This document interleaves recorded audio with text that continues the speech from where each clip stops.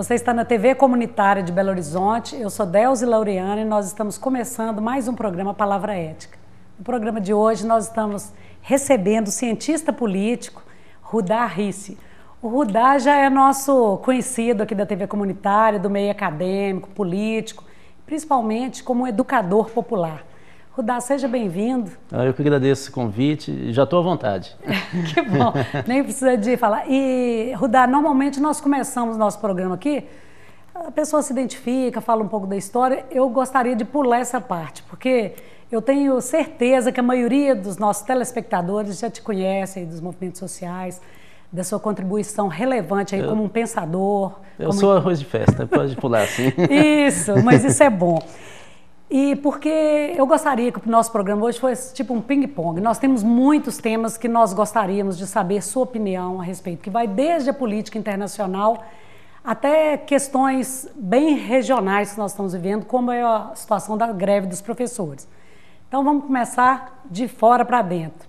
Política internacional.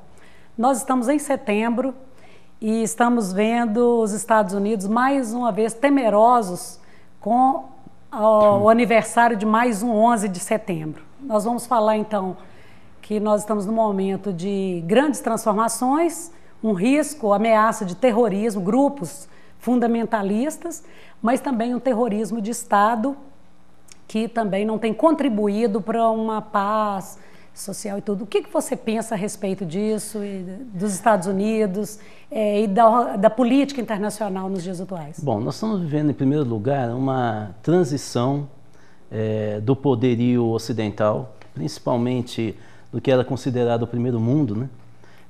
Os Estados Unidos, em especial, e a Europa mais do oeste, não do leste.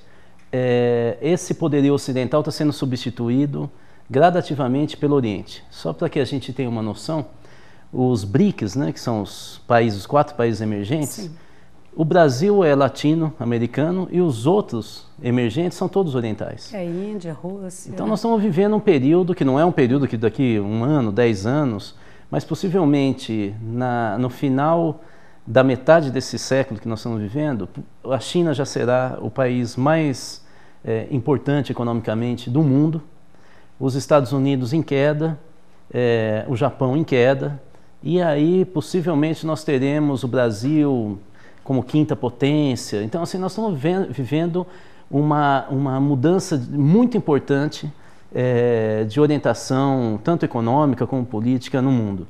Aí entra essa questão dos fundamentalistas, quer dizer, na medida em que nós estamos vendo também uma disputa no Oriente, inclusive com a Primavera Árabe, né, que nós não sabemos efetivamente até onde ela vai, sim, e até onde ela vai ser utilizada pelos países ocidentais em declínio para conseguir se manter naquela região, ou não, se são movimentos autônomos. Na verdade, essa mudança também deve diminuir o poderio das forças fundamentalistas mais radicais do mundo oriental, né? Porque elas vão, na medida em que você tiver canais institucionais, que essas bases, as demandas das populações que hoje se sentem marginais no Oriente, começam a poder falar por elas, e você não, na medida que você derruba regimes muito autoritários e consegue dar voz a essas populações marginalizadas, esses grupos mais radicais vão perdendo completamente o poder de atração, né?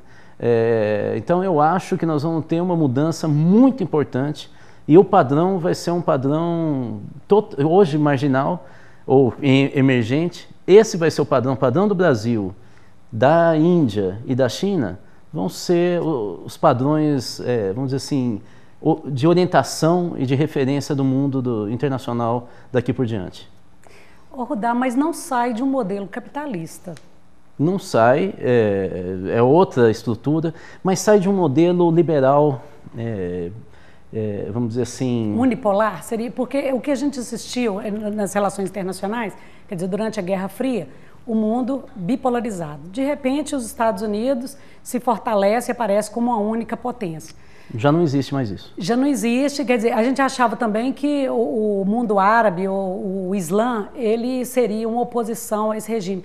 mas também parece que o Islã, ele caminha na mesma perspectiva aí Veja só, vamos pegar só a América para ficar aqui próximo da gente. Olha só, depois dos Estados Unidos, o país mais rico da América é o Brasil. Nós já passamos o Canadá. E nós disputamos com os Estados Unidos a direção política e econômica da América inteira. Sim.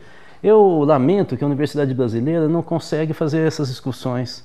Ela normalmente é pautada pelos Estados Unidos e, em segundo lugar, pela Europa. Nós não conseguimos produzir conhecimento a partir daquilo que está evidentemente nos nossos olhos. Mas o fato é que o Brasil já é a segunda potência, nós somos um país imperialista, nós dominamos 20% da economia da Bolívia através da Petrobras, nós acabamos de comprar o segundo rede fast food dos Estados Unidos, que é a Burger King, é brasileira, a principal cerveja norte-americana que aparece em todos os filmes, que é a Budweiser, já é brasileira, da Ambev. Nós temos os 2 maiores frigoríficos dos Estados Unidos que foram comprados no ano passado pelo Friboi.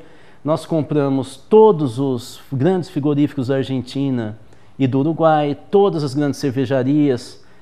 A Quilmes, que está na camiseta de futebol da Argentina, é nossa.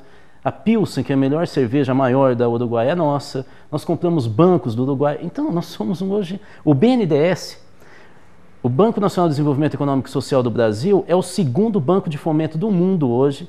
E se você juntar todo o dinheiro que o Banco Mundial tem com o BIRD, o Banco Interamericano de Desenvolvimento, juntar os dois, o BNDES tem mais dinheiro do que os dois, juntos, não separado. Então, veja, não dá para mais a gente dizer que os Estados Unidos definem a política do Brasil, isso não é verdade.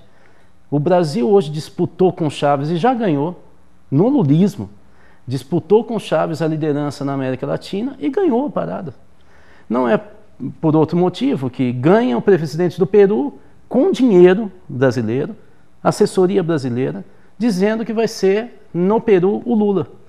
O Uruguai ganha a eleição, o presidente anterior ganhou agora a eleição e tomou posse dizendo que vai ser o Lula. A Cristina Kirchner, o tempo inteiro citando o Lula como modelo de gestão. O Paraguai, totalmente assessorado só por brasileiros, inclusive dentro dos ministérios. Ou seja, a América Central, será que a gente não enxerga? Então, veja, o que está acontecendo dentro de um sistema capitalista, nós temos uma mudança radical do controle internacional hoje no mundo e é uma transição.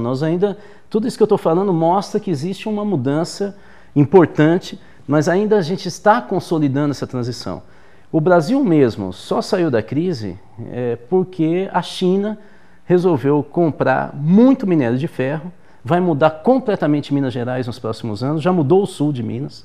O sul de Minas não vai ter mais importância nos próximos 10 anos, como sempre teve com leite e café. A partir de agora vai ser produção de maquinário pesado, helicópteros, alta tecnologia e serviços.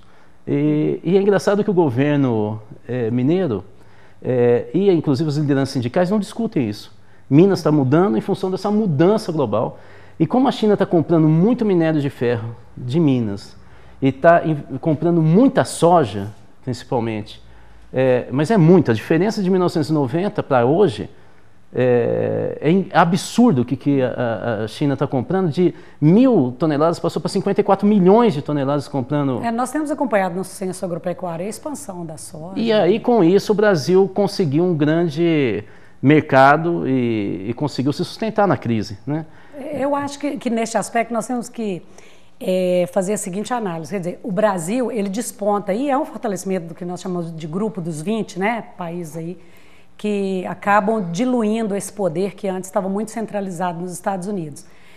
Mas, recentemente, vamos analisar, por exemplo, a crise lá em Israel, quando a juventude, uma moça vai para a rua dizendo não tem mais condição de pagar o aluguel e começa um movimento em Israel. E qual é a denúncia? Quer dizer, há uma cada vez mais acumulação de riqueza com os ricos e a classe média perdendo o poder, né, de compra e ficando mais pobre. No Brasil também, o que nós assistimos? Quer dizer, quando você analisa a situação econômica e até política do Brasil, na América, não só América Latina, mas você coloca numa situação até comparando com os Estados Unidos. O Brasil desponta como uma liderança, mas há uma concentração muito grande de riqueza. Mas esse é o padrão de país desenvolvido. Acho que nós vamos ter que mudar essa visão. Quer dizer, o padrão país desenvolvido que nós tínhamos no final da Segunda Guerra Mundial até o final do século passado, era mais ou menos um padrão de concentração, o PIB muito desenvolvido, o PIB per capita também, e uma distribuição de renda relativa, alto padrão de bem-estar, padrão de vida e qualidade de vida da população, uma sociedade de classe média, liberal, era essa. O padrão emergente é absolutamente distinto desse, mesmo dentro do sistema capitalista, portanto. O padrão é de um Estado muito concentrador, é o caso da China, sim, é o caso do Brasil, é o caso da Índia, é o caso da Rússia. São países que têm um Estado muito poderoso. O Brasil tem um jeitinho de fazer política, mas 60% do orçamento público está na mão da União e continua concentrando. Os municípios hoje no Brasil praticamente estão perdendo a autonomia como ente federativo. Eu vi no artigo que você publica recentemente, até já tem mais tempo, né, sobre a situação do municipalismo. Quer dizer, os municípios brasileiros, eles saem fortalecidos na Constituição de 1988, mas quando você olha em termos de autonomia, há um excesso de concentração de poder.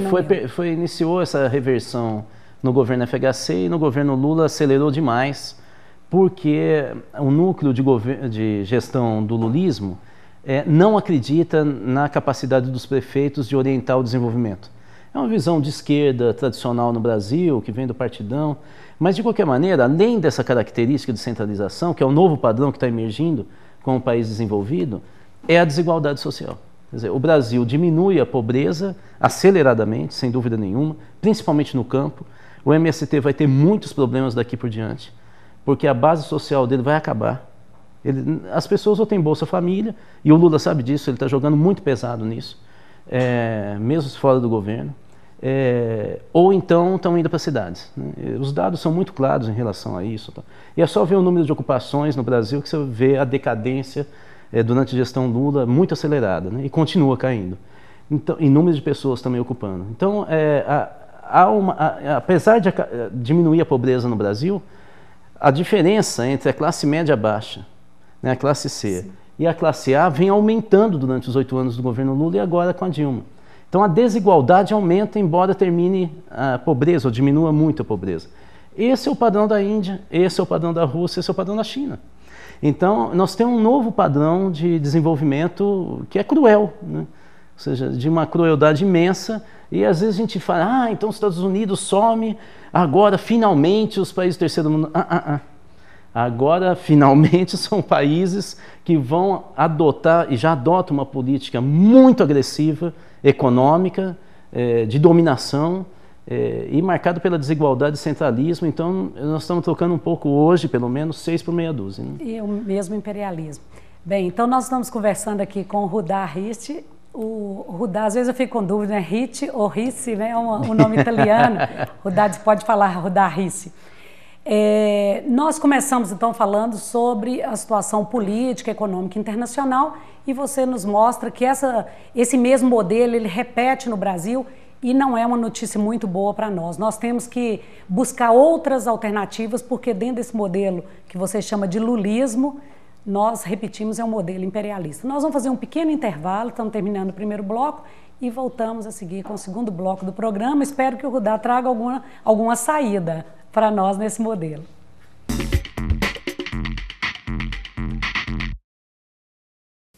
Sempre que a senhora me vê na televisão, a senhora logo pensa: opa, tem produto de limpeza novo chegando. E tem.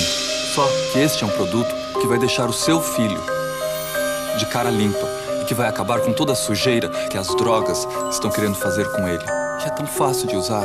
Quer ver? Toda vez que aparecer alguém oferecendo drogas, a senhora pede para o seu filho usar as mãos e fazer assim para as drogas.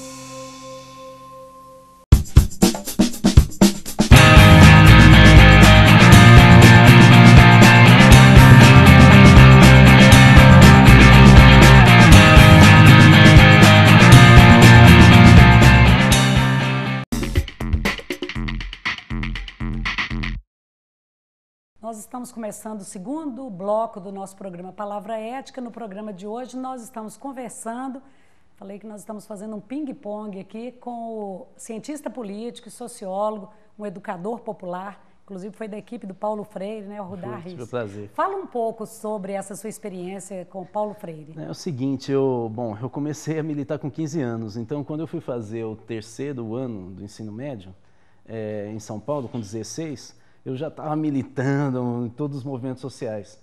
E o Paulo Freire, foi em 79, ele chega do exílio e o Dom Paulo Evaristo Arnes, arcebispo na época, convida o Paulo Freire para ser professor da PUC.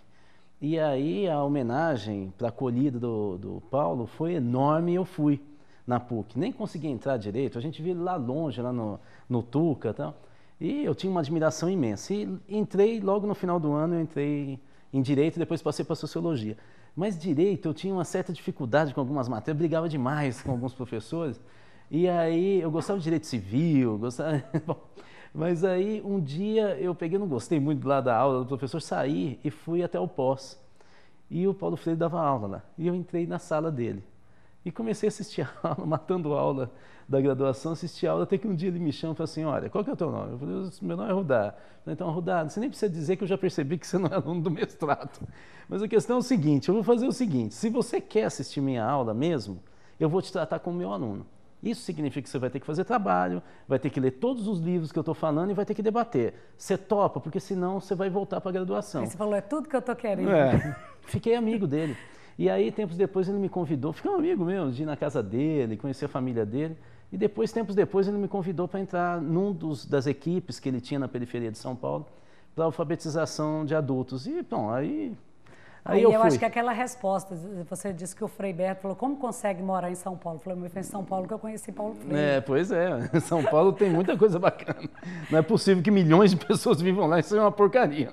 Alguma coisa tem. Sim. Ô, Rudá, vamos pegar um gancho nessa questão da educação. Nós falávamos no primeiro bloco, quer dizer, são enormes os desafios. Nós temos um sistema econômico, político, mundial que está afundando, tá? Entrando em falência, você nos dá notícia aí, quer dizer, crise nos países do norte da África, depois estende também para o Oriente.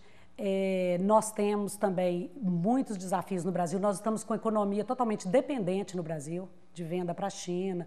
Hoje mesmo li um artigo do Frei Beto, já fazendo uma análise do grito dos excluídos, e mostrando a nossa dependência econômica, quer dizer, algum tipo de autonomia política e econômica que o Brasil poderia encaminhar, que é a reforma agrária, por exemplo, totalmente congelada. Com todo esse pano de fundo, qual é o papel do educador hoje e a educação? É possível a gente pensar saídas ou fortalecimento de uma base social? Porque também não adianta só mudar governo, nós temos que mudar também a sociedade, não? Claro. A sociedade brasileira é fascista. Ela é de direita. Você pega qualquer pesquisa de opinião pública, você vai ver que a grande maioria é a favor da pena de morte, da diminuição da maioridade penal. Nós temos contra os homossexuais. Extremamente individualistas, né? Totalmente individualista. Na última pesquisa que nós temos com a classe C, revela que 85% dessa população só acredita na família, não acredita nem em amigo, muito menos em qualquer ação social. Então, assim, nós não podemos nos iludir. Quer dizer, um país que faz uma inclusão de massa pelo consumo não pode ser politizada. Ela não é. A gente não pode vender ilusão, porque senão a gente começa a ter um discurso messiânico. Rudá, eu acho que vale até repetir essa ideia aí, porque está tão... banalizou, né? Quer dizer, a inclusão é pelo consumo. Você disse uma frase aí que eu acho que ela vale a pena ser repetida. Olha, historicamente, toda vez que há uma inclusão social pelo consumo, o que você promove é o individualismo. Por quê? Porque as pessoas... Isso aconteceu nos Estados Unidos em 1950, na década de 50. O Brasil está vivendo a mesma coisa que aconteceu nos Estados Unidos, né? Virou potência assim. Olha, quando você... o que é que alavancou a grande massa de pobres do Brasil, 34 milhões, viraram classe média baixa? Foi o aumento real do salário mínimo. Os dados da Fundação Getúlio Vargas do Rio de Janeiro são muito conclusivos em relação a isso. O principal fator de ascensão social foi o aumento real do salário mínimo. Não gerou direito. A população simplesmente começou a perceber que pouco a pouco começava a ter em casa 3 pessoas que ganhavam o salário mínimo, começaram a ganhar o suficiente para fazer viagem de avião, para comprar uma TV de plasma, para comprar 4, 5 celulares. Eu estou falando qual que é a média de consumo da classe C. Esse pessoal rompeu com uma história de pobreza da família deles. Os pais, avós, bisavós, todos eram pobres. Ele é o primeiro que entra pela porta da frente do shopping, que vai assistir um filme no final de semana. Isso é um valor. O que está ocorrendo? Como nós, que trabalhamos com a educação popular, a educação para a cidadania, nós perdemos a noção de qual que era o nosso papel político, e ao invés da gente consolidar, por exemplo, o papel das lideranças nos conselhos de gestão pública, nós começamos a ficar indo para conferência não sei do que, falar de ações que não redundam em nada, né? Começamos a apoiar, às vezes, uma luta sindical, um sindicalismo completamente pelego hoje no Brasil, né? Então, assim, o que acontece? E totalmente partidarizado, que desvia dinheiro de sindicalizado para fazer campanha partidária, né? É um trampolim hoje central sindical, né? Veja, a maioria dos dirigentes são todos deputados, né? E eles não lutam pela classe, é outro papel. Eles estão negociando o recurso do FAT, é outro papo, é sentar no conselho de uma estatal. Você sabe quanto que ganha hoje um sindicalista que vai sentar num conselho de estatal por um jeton, por uma reunião por mês? Eles ganham de 7 a 15 mil reais por uma reunião.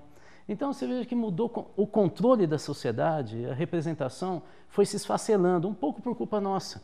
Nós, educadores sociais, que sempre tivemos um papel nessa discussão crítica, nós começamos a tentar fazer panfletagem ao invés de despertar autonomia.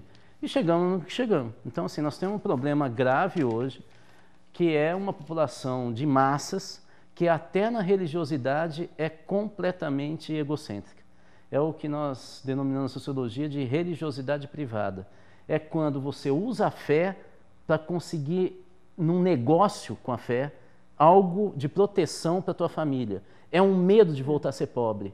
E ao voltar a ser pobre, tudo aquilo que era o meu passado e que eu poderia ser solidário, eu passo a rejeitar. Então eu falo que eu sou absolutamente contra o aborto, mesmo tendo 3 casos, essa é a média no Brasil, da classe C, 2 a 3 casos de aborto na família. Ou seja, aquele discurso solidário acabou.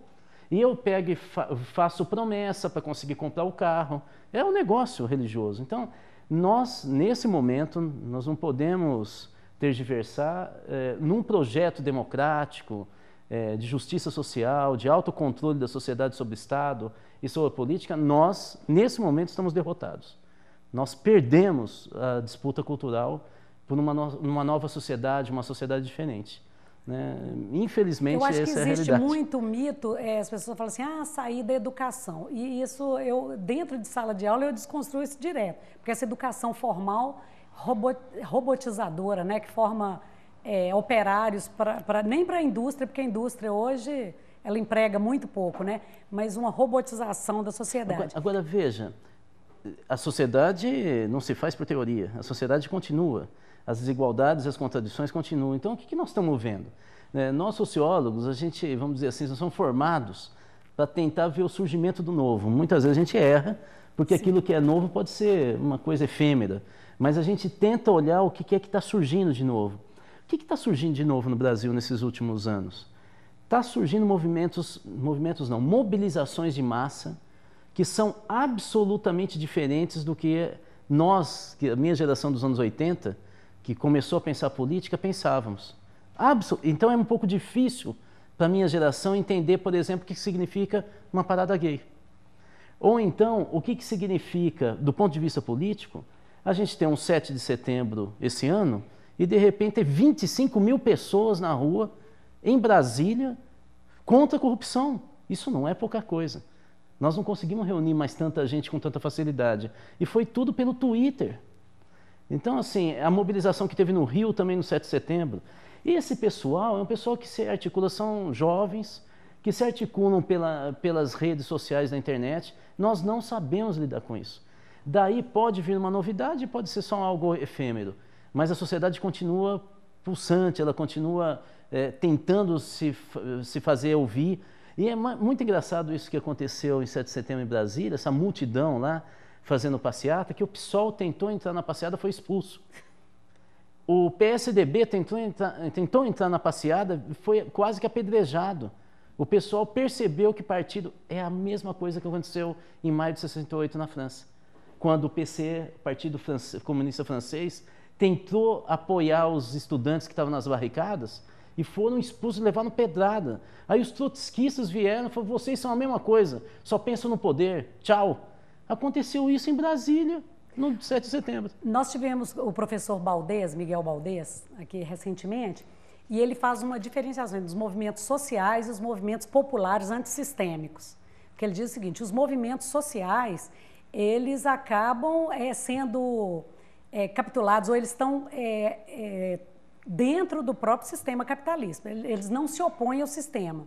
E o que a massificação de qualquer saída desse sistema, ela viria de movimentos populares. Você concorda com isso, antissistêmicos? Não, eu acho que é uma troca de palavras, para ser sincero, mas eu diria basicamente o seguinte, nós não temos movimentos sociais no Brasil, grande maioria são organizações populares. Do ponto de vista conceitual, significa assim, parece que eu estou também fazendo um joguinho de palavras. É o seguinte, movimento social, eles não têm hierarquia, eles lutam por direitos que não existem ou que não estão sendo incluídos e respeitados. Eles tomam decisão pela democracia direta, em plenária, bom, e eles são muitas vezes pluriclassistas, são várias classes que entram no jogo de poder. Mas muito dentro da lei, não? São anti-institucionais. O movimento social quase sempre é contra a institucionalidade. Por isso que eles não conseguem entrar no jogo de poder formal. Eles são contra partido, então isso é histórico, né? Sim. Esse é o conceito de movimento social, tanto de direita quanto de esquerda. O que nós temos no Brasil hoje são organizações populares. Por exemplo, o MST não é movimento social, há muitos anos. Ele tem hierarquia, tem dinheiro próprio, tem uma universidade própria, forma militante, disputa dinheiro no mercado, tem uma pauta totalmente amarrada. A gente já sabe que Abril Vermelho vai ter não sei o quê, que depois vai ter a luta pelo Plano Safra, depois vai ficar sem fazer muita coisa. Aí depois, a gente já sabe, é uma agenda totalmente organizada, não tem debate de massa, eles não lutam mais por reforma agrária. Então, assim, hoje vários movimentos sociais se tornaram organizações populares. O lulismo concebeu isso, entende? O lulismo conseguiu, em 8 anos, construir uma lógica que nós chamamos na sociologia de Fordismo, um Estado forte que cria um pacto pelo desenvolvimento a partir do Estado. Então, ele financia grandes empresários, como ele faz criar uma grande política clientelista. As organizações populares, quase todas no Brasil, são financiadas pelo Estado. Quase, centrais sindicais todas, partido político, movimento estudantil, infelizmente. Tudo, né? E depois você tem partidos políticos que formam uma coalizão presidencialista, que ou se está dentro do governo e consegue recurso, ou vai ser atacado pelo lulismo, que é o que a gente está vendo hoje, diminuindo a oposição. Gente, esse é o país que nós vivemos.